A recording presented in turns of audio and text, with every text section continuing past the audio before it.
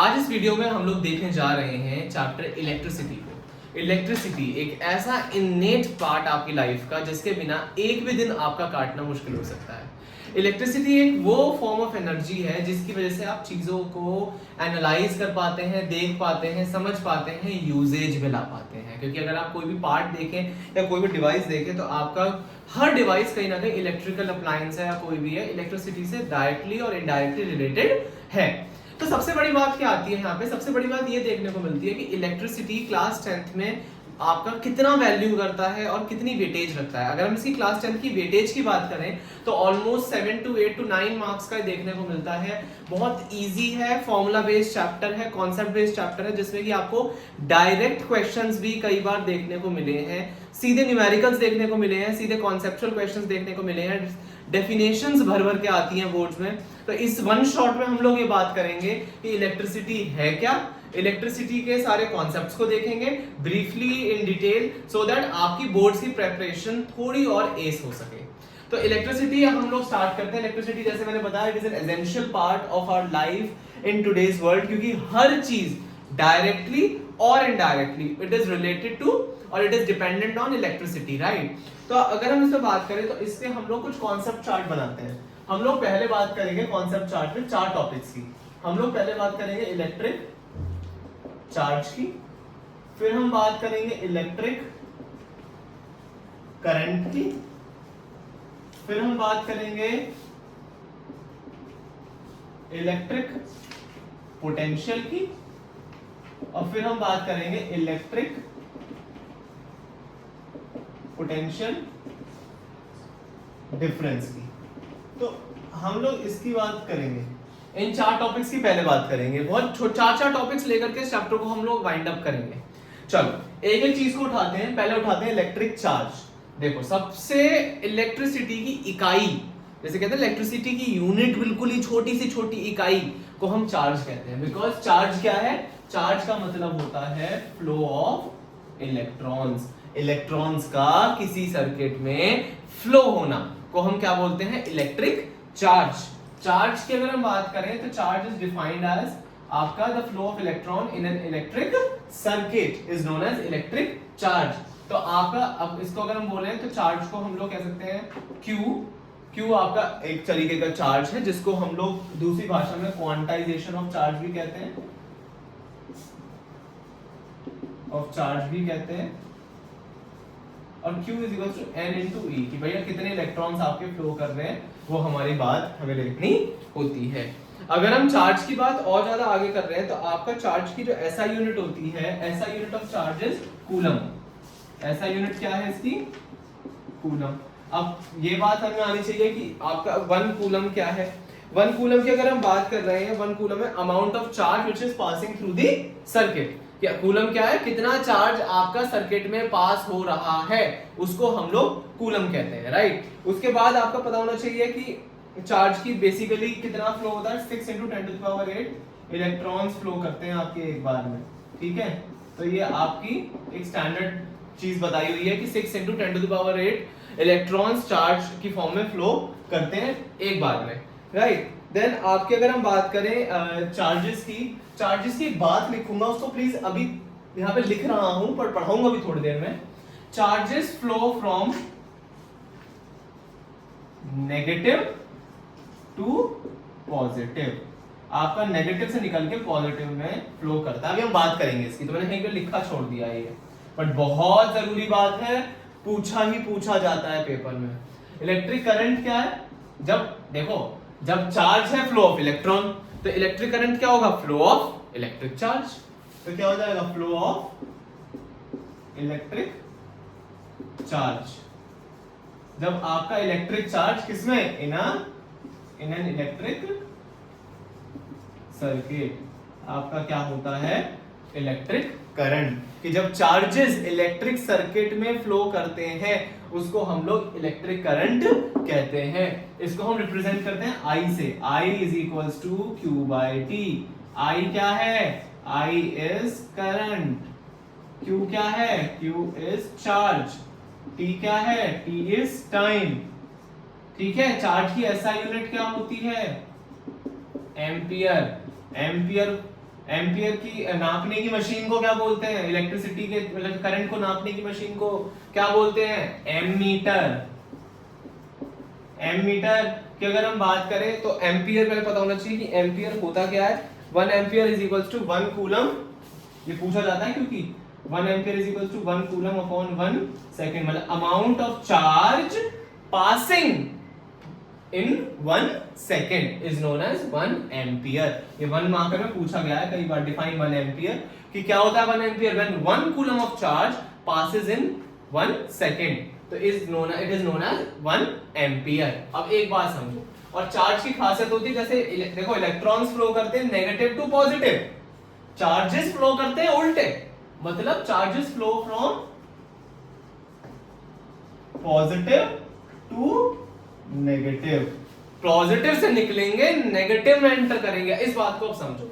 मैंने एक circuit diagram ले लिया छोटा सा इस तरीके से,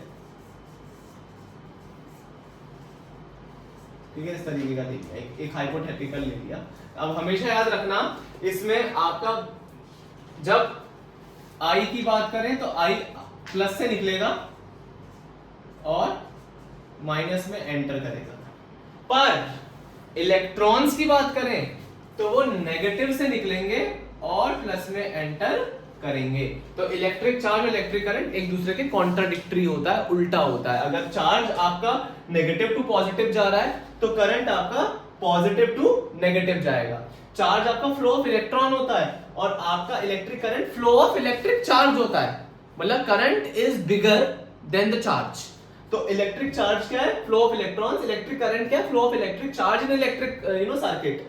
देन यू हैव फॉर्मूला, यहाँ पे आपका क्वांटाइजेशन ऑफ चार्ज में हम लोग Q is equals to any formula लगाते हैं और यहाँ पे हम I is equals to Q by T formula लगाते हैं, where I is current, Q is charge and T is time. और एक बात और रखना हमेशा याद कि देखो कई बार क्या होता है, आपको N दिया हुआ है, E दिया हुआ है, आपको N भी दिया हुआ है और E भी दिया हुआ है। N मतलब कितना नंबर है, E फॉर इलेक्ट्रॉन। इलेक्ट्रॉन की वैल्यू आपको मैंने बताई थी 6 into 10 to the power 8 electrons, right.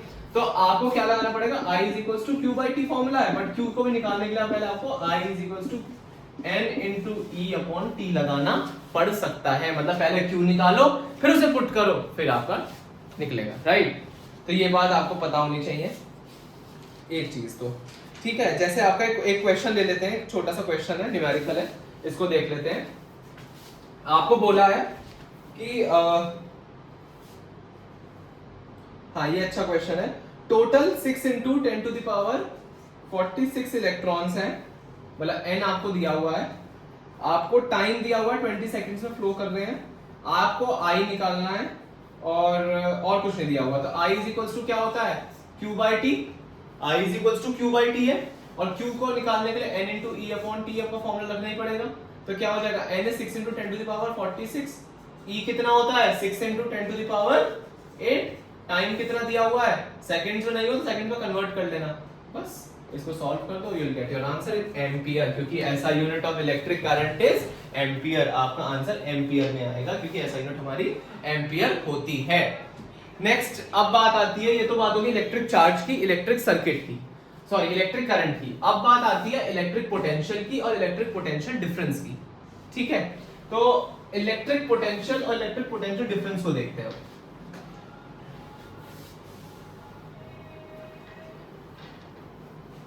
Electric potential की बात करें, देखो potential is a English term जिसका मतलब होता है दम लगाना। कहते हैं ना स्कूल में पीटीएम में पोटेंशियल बहुत है पर लगाता नहीं है एंड थिंग्स लाइक दैट। तो पोटेंशियल का मतलब है उसके अपनी एक कैपेसिटी, भाई उसकी अपनी एक ताकत, अपना एक तरीका। तो अगर हम इलेक्ट्रिक पोटेंशियल की बात करें तो इलेक्ट्रिक पोटेंशियल क्या है? कितना वर्क करा, जैसे कि एक जगह से भाई तुमने कितना काम करा कि तुम्हारे पिछले यूटी में 10 में से 5 थे, इस बार 10 में से 9 आ गए, तो तुमने 4 का काम करा। तो इलेक्ट्रिक पोटेंशियल क्या है? The amount of work done in moving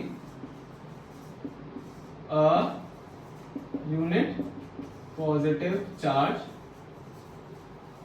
from 1 point to from infinity लिख लेते हैं, from infinity भाई कहीं से भी to a point, कि भाई एक पॉइंट तक आने तक उसमें कितना वर्क डन हुआ कि पॉजिटिव चार्ज इंफिनिटी से एक पॉइंट तक, मतलब इंफिनिटी से एक पॉइंट तक आ जाए बेसिकली। तो हमने बात भी करी है from infinity to a point. इसको हम अगर फॉर्मूले की बात करें तो V is equals to W by Q। तो V is potential, electric potential, W is work done and Q is charge। तो V is equals to W by Q। अगर इसके हम लोग इसके इंस्ट्रूमेंट की बात करें कि किस इंस्ट्रूमेंट से इसको नापेंगे, तो इसका इंस्ट्रूमेंट है वोल्ट मीटर। वोल्ट मीटर एक इंस्ट्रूमेंट है जिससे कि आपकी वोल्टेज नापी जाती है। तो आपकी एक बात ये याद रखनी है कि आपकी इसकी ऐसा यूनिट इज वोल्ट, ऐसा यूनिट वोल्ट है आपकी, एंड वोल्ट को नापने के लिए वोल्ट मीटर आपका यूज होता है। नेक्स्ट बात जो है आपकी 1 वोल्ट होता कितना है, 1 volt is equals to 1 joule upon 1 coulomb, मतलब 1 joule when the work done of 1 joule is done in moving a charge of 1 coulomb is known as 1 volt। ये 1 में अगर पूछा जाता है। नेक्स्ट बात आती है electric potential difference. Electric potential difference क्या होती है कि मान लो एक पॉइंट है A, एक पॉइंट है B, यहां से यहां के बीच में कितना डिफरेंस हुआ।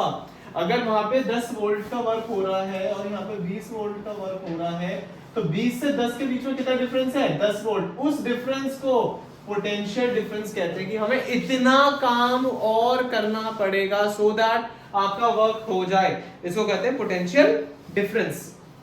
यहाँ पे ये बात हो गई। नेक्स्ट बात जो आती है, नेक्स्ट बात है आपकी इलेक्ट्रिक सर्किट। इलेक्ट्रिक सर्किट क्या होते हैं, 4 टॉपिक्स तो हो गए।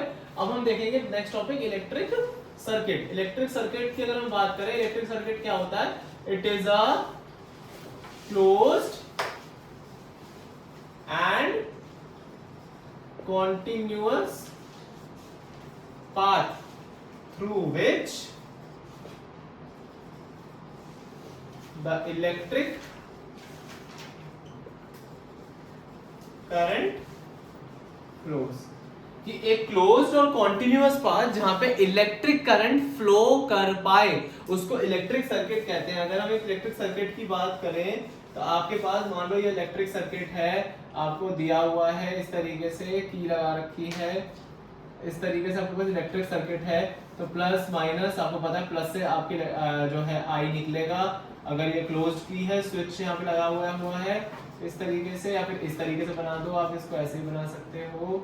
तो अगर स्विच ऑन है तो बल्ब ग्लो करेगा, अगर स्विच ऑन नहीं है तो बल्ब ग्लो नहीं करेगा। Simultaneously we have different symbols for different parts of the electric circuit. Bulb का सिंबल ये होता है, एमीटर का सिंबल ये होता है, वोल्ट मीटर का ये होता है, गैल्वेनोमीटर की बात करेंगे उसका ये होता है, रेजिस्टेंस का ये होता है, वेरिएबल रेजिस्टेंस का ये होता है, आपका स्विच का सिंबल ये होता है, सेल बैटरीज के सिंबल ये होते हैं। तो there will be more than 10 और 12 symbol that you people need to remember, जो आपकी एनसीईआरटी के टेक्स्ट बुक में दिए हुए हैं।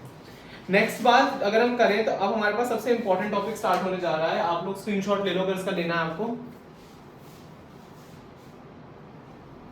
तो नेक्स्ट टॉपिक जो शुरू होने जा रहा है, नेक्स्ट टॉपिक है हमारा ओम्स लॉ। ये टॉपिक ऐसा टॉपिक है जो किसी भी साल नहीं छूटता बोर्ड्स में आने से, हमेशा बोर्ड्स में देखा गया है।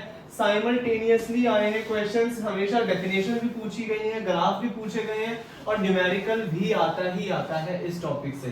तो ओम्स लॉ की बात करते हैं। ओम्स लॉ प्लीज थोड़ा ध्यान से समझिएगा क्योंकि बहुत बेसिक है, पर बच्चे हमेशा गलत कराते हैं इसको ओम्स लॉ, क्योंकि डेफिनेशन ही नहीं पता होती।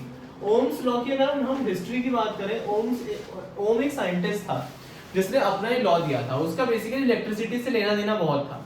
वो हमेशा इलेक्ट्रिसिटी की बातें करता रहता था, इलेक्ट्रिसिटी के सर्किट्स की बातें करता रहता था। तो उसने एक बात बोली, ओम्स लॉ ने क्या बोली कि जो पोटेंशियल डिफरेंस है ना वो करंट के डायरेक्टली प्रोपोर्शनल है। उसने एक बात बोली कि भाई according to Ohm's law potential difference is directly proportional to current. और आपको पता है प्रोपोर्शनैलिटी में हम किसी चीज को कभी छोड़ते नहीं है। We need to write a constant. तो हमने इक्वल टू लगाया और साथ में कांस्टेंट लगाया, आर इज रेजिस्टेंस। तो ये कांस्टेंट है आपका रेजिस्टेंस, और इसको वैसे लिख सकते हैं I is equals to V by R या R is equals to V by I। तो एक चीज को आपने 3 तरीके से लिख दिया। हमने पढ़ा है ना, speed is equal to distance upon time, distance to speed into time. तो इसी तरीके से हमने ये घुमा फिरा के लिख दिया और स्टेटमेंट भी सीधी है।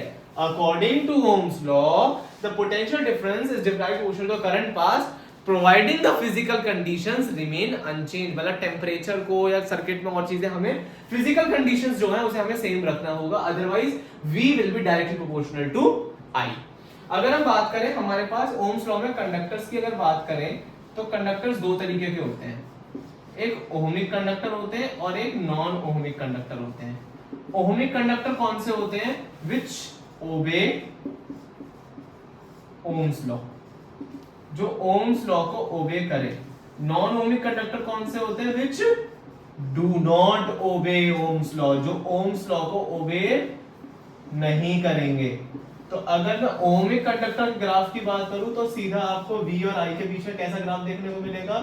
V और I के बीच में सीधा स्ट्रेट लाइन ग्राफ देखने को मिलेगा, बिकॉज डायरेक्टली प्रोपोर्शनल का मतलब ही क्या होता है कि अगर V बढ़ रहा है तो I बढ़ रहा है, V घट रहा है तो I घट रहा है। और नॉन ओहमिक कंडक्टर में क्या होगा? नॉन ओहमिक कंडक्टर में आपका दोनों अलग अलग चलेंगे, बिकॉज वो ओबे ही नहीं कर रहे, तो आपको ये ग्राफ देखने को मिलेगा।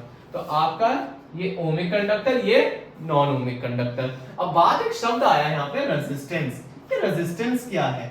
रेजिस्टेंस का इंग्लिश वर्ड है और इंग्लिश वर्ड का मतलब होता है रुकावट। रुकावट, और रुकावट को हम लोग क्या कहेंगे? ऑब्स्टैकल। ऑब्स्टैकल किसमें? रेजिस्टेंस किसमें ऑब्स्टैकल लगाएगा? Resistance is the obstacle in the flow of current. Current के फ्लो में रुकावट को हम लोग क्या कहते हैं? Resistance. Resistance is the obstacle in the flow of electric current in the circuit. आपके सर्किट में जो है ये लग गया तो आपका करंट आगे फ्लो कर ही नहीं पाएगा, ये रुकावट है, राइट। अब बात आती है कि भाई रेजिस्टेंस की बात हुई है तो रेजिस्टेंस ऐसे भी तो कुछ चीजें होंगी जिन पे डिपेंड करेगा। रेजिस्टेंस अकेला तो चलेगा नहीं। चलो रेजिस्टेंस की एक बात और समझ लो, रेजिस्टेंस की अपनी SI यूनिट होती है। SI यूनिट क्या होती है? क्योंकि रेजिस्टेंस उत्पन्न कौन से टॉपिक में हुआ? ओम्स लॉ में, तो इसकी SI यूनिट भी क्या होगी? ओम। ओम को हम लिखते हैं इस तरीके से, SI यूनिट इसकी रेजिस्टेंस की क्या होगी? ओम।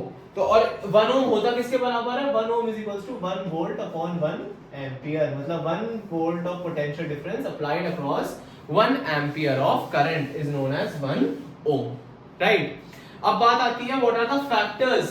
भाई फैक्टर्स भी तो है, factors on which resistance of the conductor depends. भाई कुछ फैक्टर्स भी तो है जिसका कंडक्टर का रेजिस्टेंस डिपेंड कर सकता है, एंड देयर आर चांसेस कि डिपेंड करे। तो रेजिस्टेंस के कंडक्टर का रेजिस्टेंस डिपेंड करता है 3 फैक्टर्स पे। वो 3 फैक्टर क्या है? एक तो लेंथ, देखो समझने पे ज्यादा फोकस रखिएगा, लेंथ ऑफ द कंडक्टर। भाई कंडक्टर की लेंथ कैसी है? तो आपका जो रेजिस्टेंस होता है वो लेंथ ऑफ कंडक्टर के डायरेक्टली प्रोपोर्शनल होता है। as the length of the conductor increases, the resistance will ultimately increase, and as the length of the conductor decreases, the resistance will ultimately decrease. So R is directly proportional to L. तो आप ये कह सकते हैं कि ज्यादा resistance तो ज्यादा लेंथ, कम रेजिस्टेंस तो कम, वो वाली बात हो गई, vice versa, right. Next is area of cross section. भाई तो एरिया ऑफ क्रॉस सेक्शन की अगर बात करें तो रेजिस्टेंस जो होता है इनवर्सली प्रोपोर्शनल होता है एरिया ऑफ क्रॉस सेक्शन के। मतलब इनवर्सली प्रोपोर्शनल का क्या मतलब होता है कि अगर मैं रेजिस्टेंस को बढ़ाऊंगा तो हमारा एरिया घटेगा, और अगर मैं रेजिस्टेंस को घटाऊंगा तो एरिया बढ़ेगा, मतलब इनवर्सली प्रोपोर्शनल है। तो इसको हमने पहली इक्वेशन बोली, इसको हमने दूसरी इक्वेशन बोली। अब क्या तीसरा है आपका मटेरियल ऑफ कंडक्टर। मटेरियल का क्या मतलब है? मटेरियल ऑफ कंडक्टर का कि देखो कंडक्टर का मटेरियल बड़ा मैटर करता है। अगर आपका कंडक्टर कॉपर, देखो कॉपर वायर है, आपको पता है आप वो मटेरियल लोगे जिसकी रेजिस्टेंस लो हो, कंडक्टिविटी हाई हो। अगर कंडक्टिविटी हाई होगी तो मैक्सिमम एफिशिएंसी मिलेगी, जिसकी वजह से मैक्सिमम आउटपुट मिलेगा आपको। तो मटेरियल ऑफ कंडक्टर के लिए हम लोग कहेंगे कि we have to use the material which has higher conductance power and lower resistivity. तो हमने क्या करा, इक्वेशंस को कंबाइन कर देते हैं, combining 1 and 2, first and second equation को कंबाइन कर देते हैं, क्या हो जाएगा? R is proportional to L by A, और प्रोपोर्शनैलिटी हटेगा, क्या लगेगा? कांस्टेंट, वो कांस्टेंट है रो। R is equals to row L by A। रो क्या होता है? रो का मतलब होता है रेजिस्टिविटी। और आपको एक बात बता दूं, जहां पे दिखे विटी या इटी इसका मतलब क्या है, वो उसकी क्या है, एबिलिटी। तो ability of a resistor to resist the amount of current, कितना अमाउंट ऑफ करंट वो रेजिस्ट कर सकता है। इसको, इसकी ऐसा यूनिट होती है ओम मीटर, इसकी ऐसा यूनिट क्या है, ohm metre. And R is equal to, आपको रेजिस्टिविटी मटेरियल्स की दी होगी, बिकॉज हनी की अलग है, वाटर की रेजिस्टिविटी अलग है, डायमंड की अलग है। You will be given with resistivity, you just have to put the values in the equation. कई बार एरिया नहीं दिया होगा पर आपको रेडियस दिया होगा, तो आपको क्या करना पड़ेगा, पाई आर स्क्वायर करके आपको पहले एरिया निकालना पड़ेगा, फिर आपको उसे पुट करना पड़ेगा। तो R is equal to rho L upon pi R square करके आपको निकालना पड़ेगा। कई बार डायमीटर दिया है तो आपको इसको भी आधा करना पड़ेगा, मतलब डायमीटर दिया है तो इसको हाफ करना पड़ेगा, ठीक है। वो आपको मैथ्स हल्की सी लगानी पड़ेगी, राइट। इसके बाद हमारी बात आती है, अब रेजिस्टेंस की बात चल रही है, तो रेजिस्टेंस दो तरीके के होते हैं बेसिकली, एक सीरीज में होता है और एक पैरेलल में होता है। पहले आप लोग स्क्रीनशॉट ले लो उस चीज का फटाफट से। तो रेजिस्टेंस हमारे दो तरीके के होते हैं। हम लोग रेजिस्टेंस की बात करते हैं थोड़ा सा डिटेल में।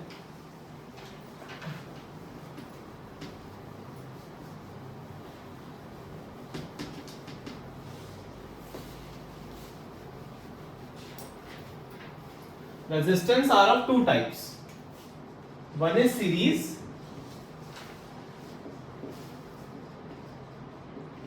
one is parallel. Series resistance क्या होता है, जब एंड टू एंड वो मिला हुआ हो, इस तरीके से R1, R2, R3, आपका एक पॉइंट है A, एक पॉइंट है B, तो R1, R2, R3 and to and मिला हुआ है, सीरीज होगा। जब वो इस तरीके से मिला हो पैरेलल फॉर्म में, एक के ऊपर एक, R1, R2 और R3 इस तरीके से हो, A पॉइंट, ये B पॉइंट, वो पैरेलल होगा। तो इनकी डेरिवेशंस पूछी जाती हैं। तो पहले हम लोग बात करेंगे सीरीज की। सीरीज की आपकी अगर हम बात करें तो सीरीज में आपकी जो खासियत होती है, वो खासियत क्या होती है कि आपका current remains constant but voltage changes. Current constant रहेगा, वोल्टेज चेंज होगी। तो हम एक डायग्राम बना लेते हैं, एक सर्किट डायग्राम बना लेते हैं इस तरीके से। आपके पास 3 R हैं, ठीक है। इसमें आपका V1 वोल्टेज है, इसमें आपकी V2 वोल्टेज है, इसमें आपकी V3 वोल्टेज है, ठीक है। तो ये R1 है, R2 है, R3 है। आपका इस तरीके से लगा हुआ है, यहाँ स्विच दे रखा है, यहाँ एमीटर लगा रखा है, इस तरीके से सर्किट है, राइट। आपको पता है टोटल, आपको V is the total voltage, ये है जिसके वजह से ये V1, V2, V3 निकली हुई है। करंट कांस्टेंट रहेगा, तो जो I इधर फ्लो कर रहा है वही I इधर फ्लो करेगा, वही I इधर फ्लो करेगा, वही I इधर फ्लो करेगा, वही I इधर फ्लो करेगा, मतलब करंट नहीं बटेगा। वोल्टेज तो V से आपकी V1, V2, V3 में बट गई, पर current will remain I only, I का I रहेगा करंट। तो आपको पता है V is equals to V1 plus V2 plus V3। भाई टोटल वोल्टेज कैसे निकली, V1, V2 और V3 को ऐड कर दो। एंड वी नो, हमने अभी ओम्स लॉ पढ़ा है। ओम्स लॉ क्या कहता है, V is equals to IR, V is equals to IR। और आपको पता है V1 के लिए IR1 होगा। क्यों, I क्यों नहीं चेंज हो रहा, because current remains constant, current नहीं चेंज होगा। V2 के लिए IR2 और V3 के लिए IR3। तो first equation, second equation, third equation, तीनों को रख देते हैं एक साथ, तीनों को रख देते हैं एक साथ। तो V1 plus V2 plus V3 is equals to IR1 plus IR2 plus IR3।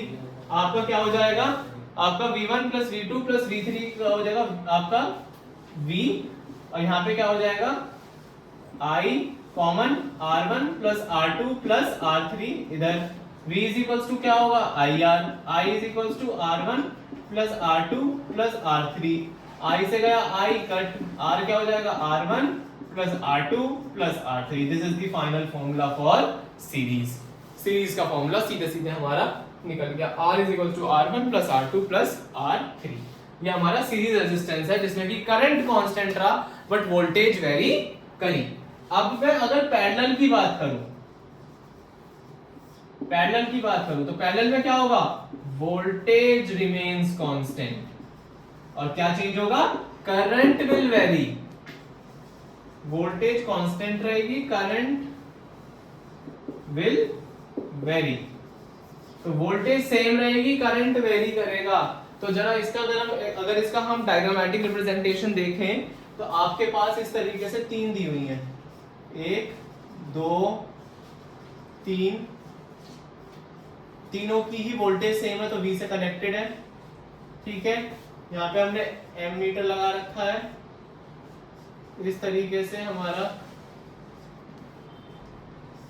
यहाँ पे की लगी हुई है प्लस माइनस पर, ये R1 है, R2 है, R3 है। R1 में I1 करंट आएगा, R2 में I2 करंट आएगा और इसमें I3। क्यों? क्योंकि यहाँ पे वोल्टेज चेंज हो रही थी तो V1 V2 V3 वोल्टेज थी, यहाँ पे I चेंज हो रहा है तो I1 I2 I3 वोल्टेज आ रही है, राइट। तो आपको पता है I इज इक्वल्स टू, शुरुआत इसकी भी वैसी होगी, I1 plus I2 plus I3। We know Ohm's law क्या कहता है, I is equals to V by R। मैंने पढ़ाए थे आपको तीन फॉर्मूले, वो तीन फॉर्मूले क्या थे, V is equals to IR, I is equals to V by R और R is equals to V by I। मतलब एक ही चीज को हमने अलग अलग तरीके से लिख रखा है, वही बात यहाँ पे हुई है। I is equals to V by R for I1 V by R1, for I2 V by R2, for I3 V by first equation, second equation, third equation. Add कर दो तीनों को, combining all three what will get, I1 plus I2 plus I3। आप जोड़ देंगे तो V by R1 plus V by R2 plus V by R3 क्या हो जाएगा, यहां का मिटा देता हूं मैं, क्या हो जाएगा आपका I1 plus I2 plus I3 क्या हो रहा है आपका total I, V by R1 plus V by R2 plus V by R3। I is equals to V by R होता है, ठीक है, क्योंकि I इज इक्वल्स टू तो V बाय R है, तो मैं लिख सकता हूं उसको, ये चीज क्या हो जाएगा V बाय R। यहाँ पे मैंने क्या करा, आपका क्या कॉमन ले लिया, V कॉमन ले लेता हूं, V 1 by R1 plus 1 by R2 plus 1 by R3। यहाँ पे भी मैं V बाहर ले लिया, 1 बाय R कॉमन ले लिया, V 1 by R1 plus 1 by R2 plus 1 by R3।